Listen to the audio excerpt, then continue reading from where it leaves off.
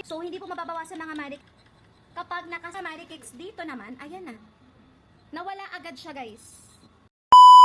Guys, beware po sa mga ganitong bangle. Why? Let me show you mga Marikix. So, ito, mababang karat siya.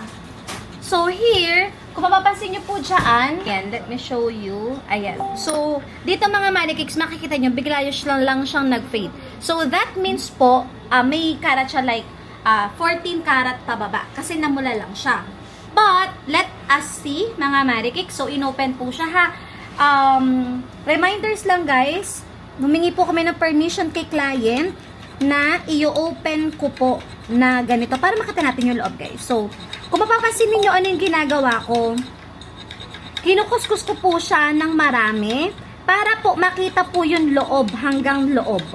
So, hindi po mababawasan mga Marikix yung timbang kapag gaganituhin. So, makikita nyo guys ha, ayan siya. So, nakailang kaskas na ako. Usually kasi guys yung mga ganito, lalabas yung totoong karat niya or yung pinakaloob. Ayan, mapapansin nyo guys. Makikita yung pinakaloob kapag naka-10, 8 hanggang 10 kuskus. So, nakailan tayo? 1, 2, 3, 4, 5, 6, 7, 8, 9, 10. So, diba guys, dito, nakita nyo may natira. So, ibig sabihin may karat. Sa labas po yun ha. Ngayon, mga Marikix, dito naman, ayan na.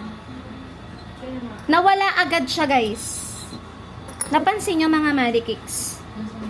Ibig sabihin po, tubog lang siya sa 14K pababa, but still, pilak lang yung loob niya. So mga Marikix, beware po sa mga ganitong design. Ayan guys, ang taas din ng gramo nito. Mataas to guys. So mga Marikix, make sure to buy sa mga legit sellers po. Again, bumibili po kami sa lahat mong ginto. Tamang uri, tamang presyo, tamang timbang. Thank you so much!